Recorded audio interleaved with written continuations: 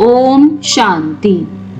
आज की मुरली में बाबा कहते कि रावण आकर हमें श्राप देता और हमारी आसुरी प्रारब्ध बनाता। पहले समझेंगे श्राप का अर्थ। हिंदू दंत कथाओं में अनेक प्रकार के श्रापों का वर्णन, जैसे कि गौतम ऋषि की पत्नी अहिल्या को इंद्र से संभोग करने के कारण श्राप मिला और वो पाषाण हो गई। जय विजय विष्णु के प्रहरी, उन्हें श्राप मिला ऋषि कुमारों की अवहेलना करने के कारण और वो रावण कुंभकर्ण हो गए। अश्वत्थामा, जिसने पांडु पुत्रों को रात के अंधेरे में धोखे से मार डाला, उसे श्री कृष्ण ने श्राप दिया कि तुम हजारों साल जियोगे परंतु दर्द, बदनामी और तड़फ में। कर्ण को श्राप मिला जब उसने ब्राह्मण की गाय को गलती से मार दिया। उसे श्रापित किया गया कि जब जरूरत होगी तुम अपनी ज्ञान, अस्त्र शस्त्र विद्या भूल जाओगे। अनेक श्रापों का वर्णन किया गया हिंदू दंत कथाओं में। हर श्राप बताता कि किस प्रकार मनुष्य के किए गए कुकर्म, चाहे जानबूझ की चाहे अनजाने में, हर कुकर्म, हर विकर्म एक श्राप की फॉर्म में परिवर्तित हो जाता है और आने वाले समय में उसको दुख और पीड़ा देता है। जैसे अहिल्या को विस्मृति हो गई और वो परख ना पाई कि इंद्र जो गौतम ऋषि के वेश में आया है वो उसका पति है या कोई और पुरुष है। इस कारण जब वो काम विकार के वशीभूत हुई तो उनकी बुद्धि, उनका शरीर जैसे पाषाण बन गया। देह अभिमान के कारण जय विजय प्रभु के ही दुश्मन बन गए, जिसके वो सबसे ज्यादा जिससे प्यार करते थे। परमात्मा आकर हमें बताते कि रावण यानी 5 विकार हमें अलग अलग प्रकार के प्रलोभन में डालते। हर प्रलोभन ऐसे प्रतीत होता है जैसे कि यही हमें अविनाशी सुख देगा। जैसे कि जब हम काम विकार में जाते हैं, शादी करते हैं, हमें लगता है वाह कितने अच्छे संबंध बन गए, अभी जीवन पर्यंत हमारा साथ निभाएंगे, सुख देंगे। परंतु वास्तविकता तो ये है कि इस दुनिया की हर व्यक्ति, वैभव, वस्तु तमोप्रधान, दुखदायी और विनाशी है। बाद में चलते चलते, पहले तो विवाह में हम बड़े खुश होते हैं और फिर बाद में हम कहते हैं तुम तो बदल गए, तुम तो बदल गए। तो परमात्मा कहते कि हर विकार जैसे कि मनुष्यों को सुख के झांसे में, दुख के जाल में फंसा देता है। एक एक करके विकारों का स्वरूप देखने का प्रयास करेंगे।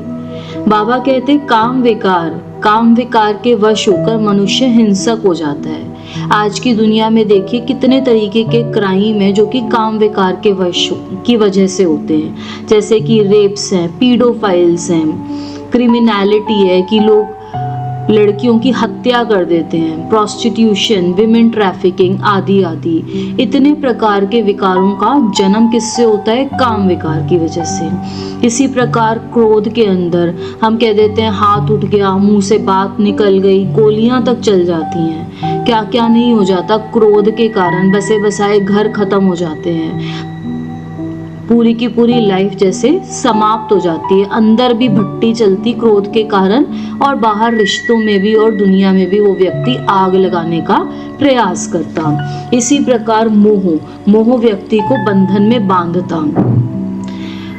मोह कभी भी इंसान को इंडिपेंडेंट होने नहीं देता। जिससे हमें मोह होता है, हम चाहते हैं वो हमेशा हमेशा हमारे ऊपर डिपेंडेंट रहे, हमारे पास रहे।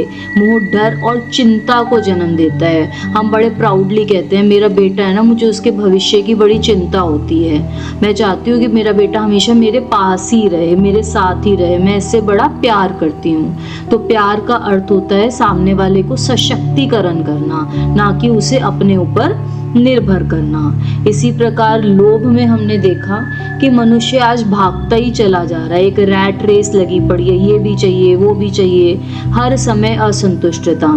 इस पे कहानी सुनाते हैं कि एक बार एक आदमी था, बहुत रईस था, उसका घर बहुत सुंदर था, गाड़ी मकान सब कुछ था। तो इसका एक मित्र आता था और वो हमेशा उसकी बड़ी तारीफ करता था उसके मकान की।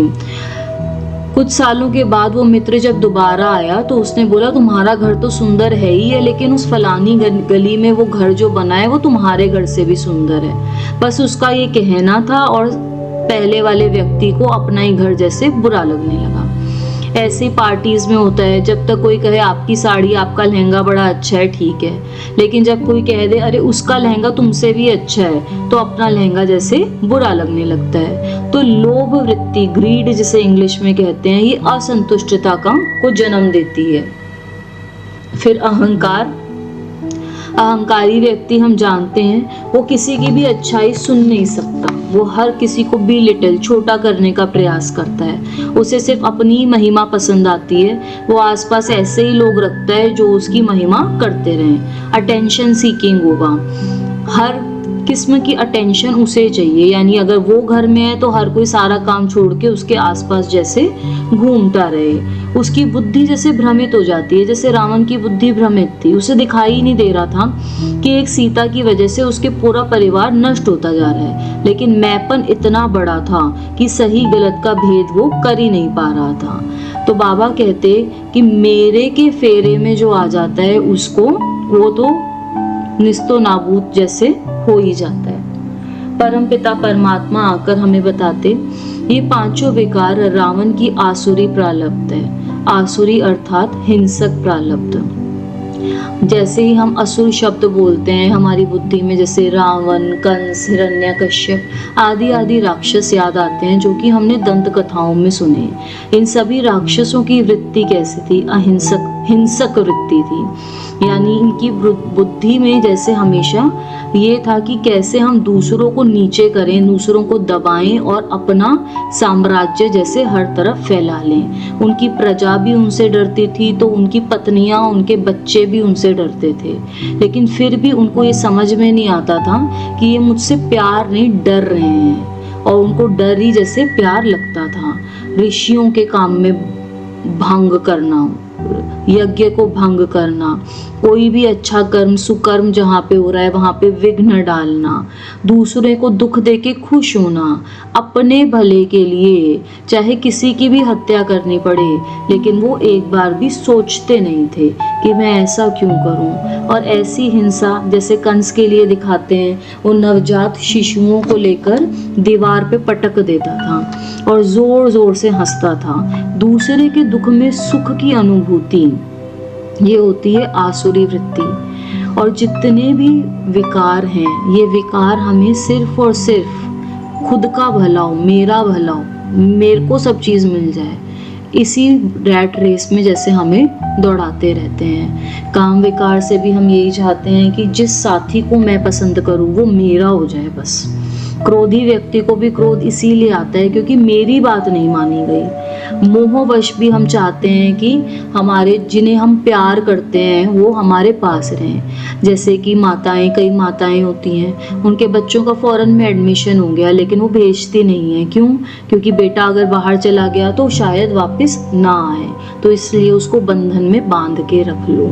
इसी प्रकार लोभी व्यक्ति, वो पैसा सारे जीवन कमाता है लेकिन कभी भी खर्च नहीं कर पाता।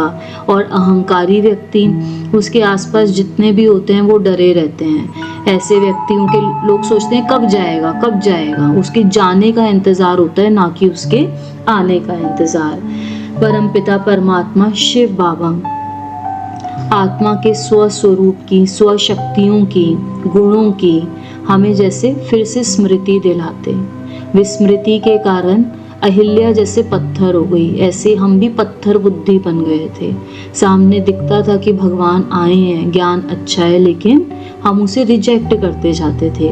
इसी प्रकार देह अभिमान के कारण जो मनुष्य खुद का ही दुश्मन बन गया था, उन सारे मनुष्यों को, पूरी मनुष्य सृष्टि को परमात्मा आकर असुरों की गिरफ्त से निकालते हैं और उन्हें सद्विवेक, सद्बुद्धि जिसे कहते हैं, सद्बुद्धि देते हैं, स्वयं की पहचान देते, अपनी पहचान देते, और जैसे रावण की जेल से छुड़ाकर अपने गोद में बिठा लेते।